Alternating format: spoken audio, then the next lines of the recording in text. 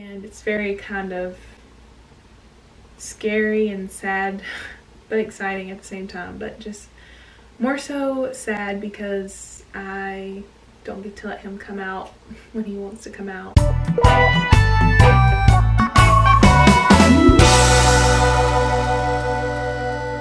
Hey everybody, so welcome back to the channel. Today I am here to do a 34-week pregnancy update.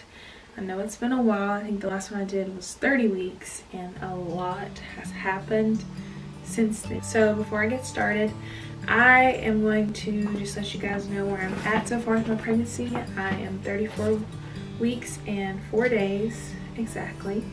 Baby is the size of a cantaloupe. And so he weighs about 4 3/4 of a pound. I think he probably weighs more like 5 just from how I feel. Some updates about my cravings. I haven't really been craving anything other than Chick-fil-A still, and the bagels with strawberry cream cheese. Nothing has really changed since then. Symptom wise, pretty much still the same. Now I'm starting to have some pressure down there because baby is head down and he is preparing to make his way out of there, so that's exciting. A lot has happened with my blood pressure. At 30 weeks, I think I told you I had to go into labor and delivery for some monitoring because my blood pressure was really high. Well, my blood pressure is still high, and now I am stuck. Now my blood pressure has just been, I guess, stuck up there. And I am officially being induced at 37 weeks. So yeah, I've officially been induced at 37 weeks. At 32 weeks, I came in, blood pressure was high. They had me go to labor and delivery again, and I did some more blood tests. And then I had to do like a 24-hour urine collection sample. And that came back like 54 mgs over the like 300 mg threshold. So that doctor there that was on labor and delivery told me that I had preeclampsia, which I know that it's very serious during pregnancy, and it usually only happens during pregnancy, and the only cure for that is delivery. But I had a follow-up. They also gave me steroid shots. So I had 2 rounds of steroid shots. If you've ever been pregnant and gotten that before, then you know it is basically just some steroids that they shoot from your butt, and it's supposed to go to the baby and mature his lungs a lot faster in case you were to go into preterm labor or had to deliver earlier than 34 weeks. And it's 2 rounds. You have 1 round and you come back 24 hours later and have the other round done. So yeah, so I had 1 shot and another one 24 hours later. So I had those, and that was very, very stressful because preeclampsia is very serious, and it's something that I've been on the lookout for since I've gotten pregnant, because I've had high blood pressure prior to pregnancy, and I'm more prone to having that occur while I'm pregnant, and also because I am, it's my first pregnancy, so it happens a lot in first pregnancies. So yeah, that happened, and then I had a follow-up appointment. They told me just to rest, not to do anything. I had to ask if people could cover my shift because I did work at the theater that weekend. So I didn't do anything, just moved around the house because I was really sad about being diagnosed with preeclampsia. But fast forward a few days later, I had my next doctor's appointment, like a follow-up, and she said that I didn't have preeclampsia. So that's good. So far I don't have it. I guess maybe the extra bit of protein in my urine could have been because I didn't have a good meal, which I really didn't, and I was just really stressed from coming from labor and delivery the day before and then coming back and dropping that stuff off and having to do more monitoring. My blood pressure was fine during the monitoring. Like I said, it's really high every time I go into the doctor's office, but then when they force me to go to labor to monitoring, it always comes down, so without medication, and it comes down to a normal blood pressure level. So obviously I feel like it has something to do more with just me getting myself worked up, being nervous about having high blood pressure, and I end up having high blood pressure. So I think that's mainly what is happening there.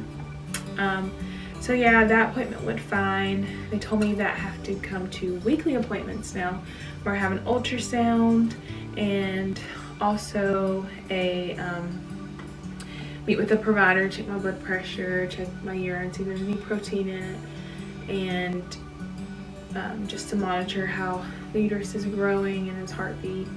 And they also have non-stress tests, which is where they pretty much hook you up to these two machines. One is to measure your uterus to see if you're having any contractions, and the other is to check on the baby's heartbeat.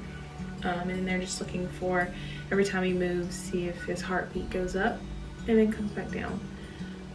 So that's what's going on there. I had another appointment today. Again, my blood pressure was up, and then it came down some towards the end of the appointment when the doctor came in.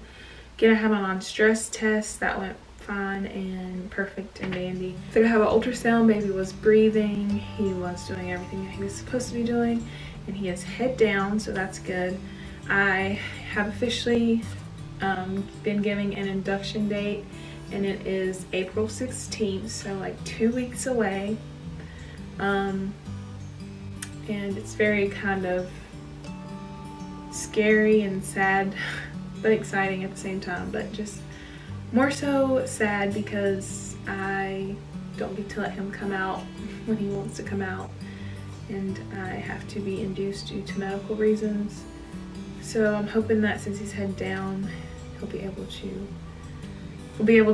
deliver vaginally.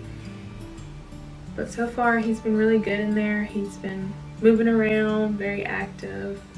So I feel like he'll be okay when he comes out at 37 weeks. I hope he doesn't have to have any NICU time, but you know, we can't predict the future. So I have 2 more appointments up until that point. Again, today I had some blood drawn. Last time I had blood drawn, everything came back perfect. My urine came back perfect. But she did tell me if I come back and my blood pressure's still high, then obviously I'm gonna have to have more blood tests, because pre-eclampsia can just pop up at any time. And I don't have any other symptoms. I don't have headaches, swelling, none of that yet, and hopefully none of that at all until I can deliver this baby. I have been on labetalol, which is a blood pressure medicine. It is 200 mg twice a day. It's been going well so far, but she didn't increase the dose or anything. Blood pressure was high again today. When I left, it was like 152/92, but she wasn't too concerned about it. My blood pressure always runs high. She's mainly concerned if it was like 160/110. But when I first went in there, the nurse said it was like 174/82, so that's pretty high up there. And then again, I really think it's me just working my nerves up. Before I went in there, I was checking because I got a watch that I wanted to check my heart rate on, and my heart rate was pretty fast before I went back there, so I figured it was probably going to be high. I don't know if anybody has any tips how to make yourself less anxious before you go into a doctor's appointment. That would be so awesome, because that's what I'm struggling with. I just feel like my blood pressure is mainly caused by that, because I take my blood pressure at home all the time and it's normal and it's not high. It's never over like 130 over like 80 or 90. It's never over like, it's like the highest is like 131/80, but yeah. So yeah, that's pretty much it. We'll be having a baby in 2 weeks. That's just so crazy to me. It sucks that blood pressure is such an issue, but I completely understand. I've come to terms with the fact that I have to be induced, and there's no way around it. I wish I could wait longer in the week, maybe closer to 38 weeks, but it is happening the day I turn 37 weeks. They want me to come in that night, and they're gonna put some Cervidil, whatever, I don't know if I'm saying it right, but it's like this gel that they put up in you to soften your your cervix, and hopefully I'll be dilated a little bit before I go in there, and the contractions will just come, and baby will stay head down so he can pop out and we can have a vaginal birth. So that's what I am praying for. Again, if you have any tips pertaining to keeping your blood pressure down before you go to the doctors, that would be awesome. I'm gonna show you guys my belly now.